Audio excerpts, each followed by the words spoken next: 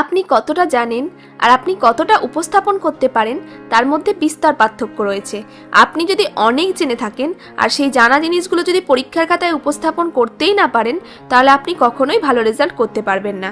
বিশেষ করে মাধ্যমিক এবং উচ্চ মাধ্যমিক পরীক্ষার্থীরা যে আশা নিয়ে পড়াশোনা করছে, সেই আশানুরূপ যদি তারা পরীক্ষার খাতায় উপস্থাপন না করে আসতে পারে, তাহলে সমস্ত পরিশ্রমই ব্যর্থ হবে। সঠিক উপস্থাপন করতে না পারলে সাফার আপনাকে করতেই হবে।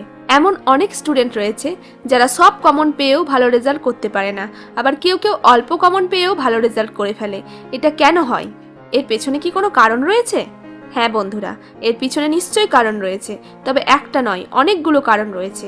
সেগুলো যদি জানতে চাও তাহলে ভিডিওটি মনোযোগ দিয়ে শেষ পর্যন্ত দেখতে পারো। এই ভিডিওটি সম্পূর্ণ দেখলে বুঝতে পারবে কেন তারা কম লিখেও ভালো নম্বর পায়, আর সাথে সাথে এটাও জানতে পারবে যে রিটেন এক্সাম দেওয়ার সময় কোন বিষয়গুলি মাথায় রাখতে হয়। তবে তার আগে বলবো বন্ধুরা, যারা এখনও আমাদের চ্যানেলটিকে সাবস্ক্রাইব করনি তারা চটপট আমাদের চ্যানেলটিকে সাবস্ক্রাইব করে নাও এবং পরবর্তী আপডেটগুলো সবার আগে পাওয়ার জন্য পাশে থাকা বেল আইকনটিকে প্রেস করে দাও। তাহলে চলুন দেখে নেওয়া যাক রিটেন এক্সামে কোন কোন বিষয়ের প্রতি ফোকাস করলে ভালো রেজাল্ট করা যায়।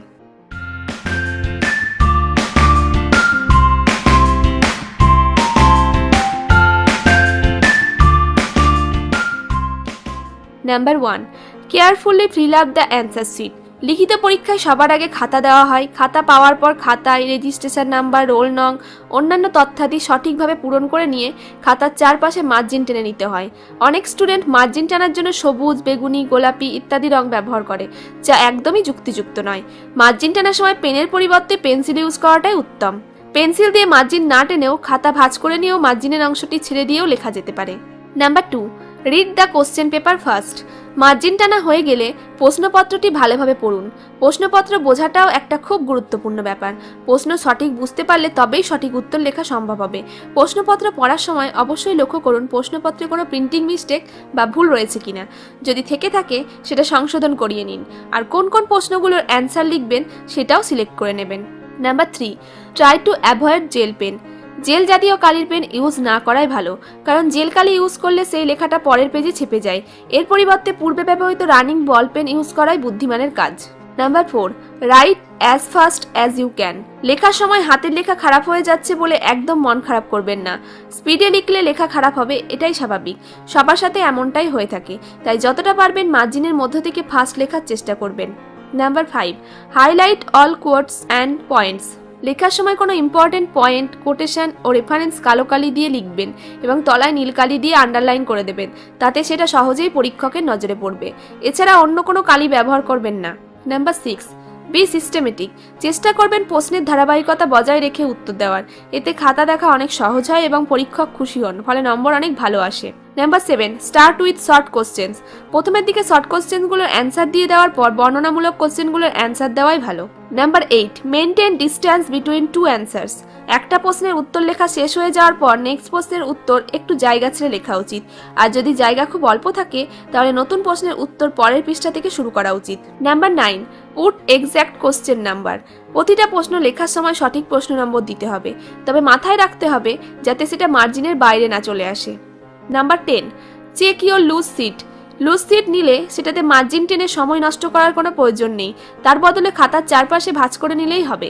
তবে লুজ সিট নিলে সেটা নাম্বারিং করতে ও মেন খাতায় অ্যাড করতে ভুলে যাবেন না। সাথে লুজ সিট নেওয়ার সময় তাতে ডেট এবং টিচারের সিগনেচার রয়েছে কিনা যাচাই করে নেবেন। Number 11, use just a single line to cut the wrong answer. ভুলবশত কোনো কিছু লিখে ফেললে সেটা বেশি ঘষাঘষি না করে একটানা দাগ দিয়ে কেটে ফেললেই হবে। Number 12, manage the time. যে সমস্ত প্রশ্নের উত্তরে শব্দ নির্ধারিত থাকবে সেগুলোতে নির্ধারিত শব্দের মধ্যেই লেখার চেষ্টা করবেন, নয়তো টাইম ম্যানেজমেন্ট করতে সমস্যা হতে পারে। Number 13, be careful about spelling. লেখার সময় বানানের দিকে একটু খেয়াল রাখবেন যাতে সহজ বানানগুলো ভুল না হয়ে যায়, কারণ খাতা দেখার সময় বানান ভুল থাকলে স্যাররা বিরক্ত বোধ করেন, তাতে ভালো লেখা সত্ত্বেও নম্বর কমে যাওয়ার সম্ভাবনা থাকে। Number 14, try to draw picture. যে কোনো চিত্র ফ্রি হ্যান্ডে আঁকাই ভালো। চিত্র এমনভাবে আঁকা প্র্যাকটিস করবেন যাতে সময়ও কম লাগে আর ইরেজারও ইউজ করতে না হয়। কোনো প্রশ্নের উত্তরে যদি ছবি না চাওয়া হয় আর সেখানে যদি ছবি দেওয়া সম্ভব হয় তাহলে সেখানে অবশ্যই ছবি ইউজ করবেন এবং নিচে কী বিষয়ে চিত্র সেটাও লিখে দেবেন। বিশেষ করে জিওগ্রাফি এবং লাইফ সায়েন্সের মতো সাবজেক্টের ক্ষেত্রে ছবি দিলে ভালো নাম্বার পাওয়া যায়। Number 15, use পিটিও। ভুলবশত কোনো পেজ বাদ দিয়ে পরের পেজে যদি লিখে ফেলেন তাহলে ভয় পাওয়ার কিছু নেই। সেই বাদ যাওয়া পেজটিতে একটা দাগ টেনে পিটিও লিখে দেবেন। পিটিও কথার অর্থ হলো please turn over. Number 16, try dummy exam. লিখিত পরীক্ষা দিতে যাওয়ার আগে বাড়িতে একটা ডাম্মি বা ডেমো এক্সাম দিয়ে নেওয়া উচিত। তাতে আপনি আপনার ফল্টগুলো যেমন খুঁজে পাবেন, তেমনি আপনি আপনার লেখার স্পিডটাও বুঝতে পারবেন এবং টাইম ম্যানেজমেন্ট করতে পারবেন কোনো প্রশ্নের জন্য ঠিক কতটা সময় দেওয়া উচিত। Number 17, create a good image. লেখা শুরু করার আগে দেখে নেবেন যে আপনি কোন প্রশ্নের উত্তরটা সবথেকে ভালো লিখতে পারবেন, সেটাকে প্রথমে লেখার চেষ্টা করবেন। ফার্স্ট প্রশ্নের উত্তর বা প্রেজেন্টেশন যদি ভালো হয় তাহলে পরীক্ষকের মনেও একটা গুড ইমপ্রেশন তৈরি হয় এবং পরের প্রশ্নগুলো লেখার ক্ষেত্রেও কনফিডেন্স পাওয়া যায়। Number 18, write broad question at the end. কোনো রচনা বা অন্য কোনো লং প্রশ্নের উত্তর শেষে লেখাই ভালো, কারণ আগে সেগুলো লিখতে গেলে টাইম ম্যানেজমেন্টের ক্ষেত্রে একটু সমস্যা হতে পারে, তখন শেষে অন্য প্রশ্নের উত্তর লেখার জন্য সময়ের ঘাটতি দেখা যাবে। Number 19, use rough paper. বিশেষ করে অঙ্ক পরীক্ষায় রাফের প্রয়োজন সকলেরই হয়ে থাকে।